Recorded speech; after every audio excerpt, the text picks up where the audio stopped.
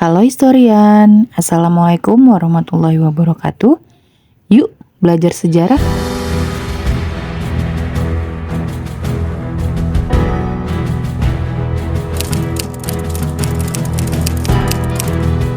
Historian tahu nggak jalan terpanjang di Pulau Jawa? Yap, Jalan Anyer Panarukan. Tapi tahukah historian kapan jalan ini dibangun? Berapa kilometer panjang jalan ini? Lalu, bagaimana sejarah Jalan Anyer Panarukan? Yuk tonton video ini sampai selesai. Tapi sebelum itu, buat yang belum subscribe, jangan lupa subscribe dan share video ini ke teman-teman kalian. Jalan Anyer Panarukan merupakan sebutan untuk jalan yang membentang dari ujung barat hingga ujung timur Pulau Jawa. Pembangunan Jalan Raya Anyer sampai Panarukan ini dibangun oleh Daendels saat menjabat sebagai Gubernur Jenderal Hindia Belanda pada tahun 1808 sampai 1811. Daendels membangun jalan raya ini sepanjang 1.100 km dari Anyer di Jawa Barat hingga Panarukan di Jawa Timur. Pembangunan jalan transregional ini dikenal dengan nama De Grote Postweg. Tujuan jalan ini dibangun yaitu untuk memudahkan mobilisasi militer dan perekonomian di Pulau Jawa. Selain itu, untuk mengamankan Pulau Jawa dari serangan Inggris. Jalan ini juga bertujuan untuk melancarkan penyampaian informasi melalui dinas pos. Pasalnya, kala itu Jawa digunakan sebagai basis militer Prancis untuk melawan pasukan Inggris di kawasan Hindia Belanda. Saat itu, Pulau Jawa menjadi titik terpenting perlawanan Prancis-Inggris. Karena Inggris telah menguasai lautan di Samudra Hindia, pasukan Prancis kesulitan memindahkan pasukan melalui jalur laut.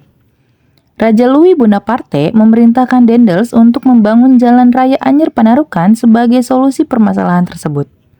Jalan ini dibangun untuk memindahkan para tentara dari Batavia agar dapat segera menyebar ke Pulau Jawa. Pembangunan Jalan Raya Anyer Panarukan melewati Jakarta, Bogor, Cianjur, Bandung, Cadas Pangeran, Majalengka, Cirebon, sampai Jawa Tengah.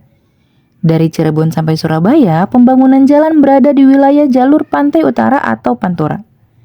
Di daerah Bandung saat ini, jalan raya itu adalah Jalan Jenderal Sudirman, Jalan Asia Afrika, dan Jalan Ahmad Yani. Jalan terbaik dan terpanjang pada masa itu bukan hanya ide Daendels, melainkan ada instruksi atasannya, yaitu Napoleon Bonaparte yang disampaikan melalui adiknya Louis Bonaparte. Pembangunan jalan raya ini juga sebagai awal mula modernisasi di Jawa. Jalan sebagai katalisator dalam melakukan perubahan tradisi feodal. Pembangunan jalan itu telah menstimulasi peningkatan pasar-pasar baru dan industri baru pada abad ke-19. Jalan raya tersebut menjadi jalur ekonomi besar yang menghubungkan berbagai kota besar dan menjadi jalan utama di berbagai kota di Pulau Jawa. Pembangunan Jalan Raya Anyer Panarukan memanfaatkan kerja wajib. Hal ini berkaitan dengan sistem eksploitasi pemerintah kolonial yang melihat peluang bahwa sistem kerja wajib yang sudah berlangsung lama dalam pemerintahan tradisional Jawa dapat dimanfaatkan untuk kepentingan-kepentingan kolonial. Namun sayangnya, ketika proses pengerjaan jalan, banyak dari pekerja yang meninggal akibat kelelahan dan terkena penyakit malaria. Jalan Raya Pos dibangun untuk memindahkan para tentara dari Batavia agar dapat segera menyebar ke Pulau Jawa. Jalan juga tidak dibangun seluruhnya dari Anyer sampai Panarukan. Beberapa jalan telah dibangun sebelumnya, sehingga Daendels hanya memperlebar saja. Beberapa jalan yang diperlebar antara lain Jalan Anyer sampai Batavia dan Pekalongan sampai Surabaya. Barulah setelah Buitenzorg, jalan dibangun menuju Cisarua dan seterusnya sampai Sumedang. Pembangunan resmi dimulai pada Mei 1808. Sementara di Sumedang masih terbentur kondisi alam, yaitu batu cadas. Sejak Karangsambung, utara Kabupaten Kebumen, Jawa Tengah, proyek dilakukan dengan sistem upah. Para bupati diperintahkan untuk menyiapkan tenaga kerja dalam jumlah tertentu. Lalu, masing-masing pekerja dibayar 10 sen per orang, ditambah dengan beras serta jatah garam setiap minggu. Namun sayangnya, catatan pembayaran dari bupati ke para pekerja tidak pernah ada, baik arsip sejarah Indonesia, Belanda, maupun Prancis. Kemudian, setibanya di Karangsambung pada Juni 1808, dana 30.000 gulden yang disiapkan Daendels untuk membayar tenaga kerja habis. Dan di luar dugaan, tidak ada dana lagi untuk pembangunan proyek jalan. Lalu, Daendels ke Semarang pada Juli 1808 untuk mengundang semua bupati di pantai utara Jawa.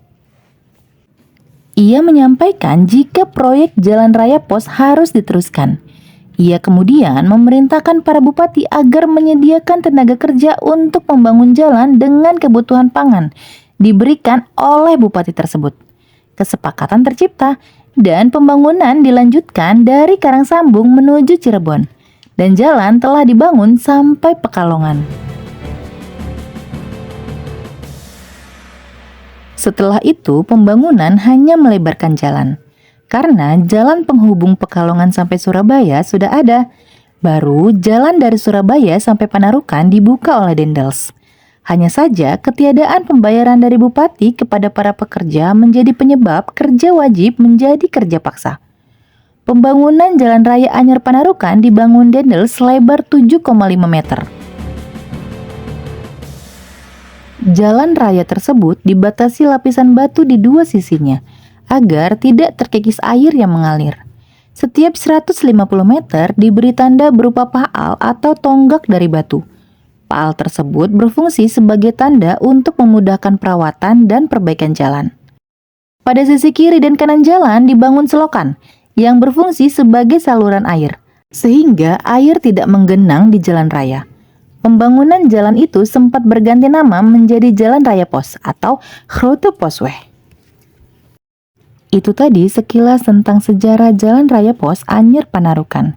Semoga video tadi bermanfaat dan menambah pengetahuan kita tentang sejarah Indonesia, karena sejarah adalah guru kehidupan.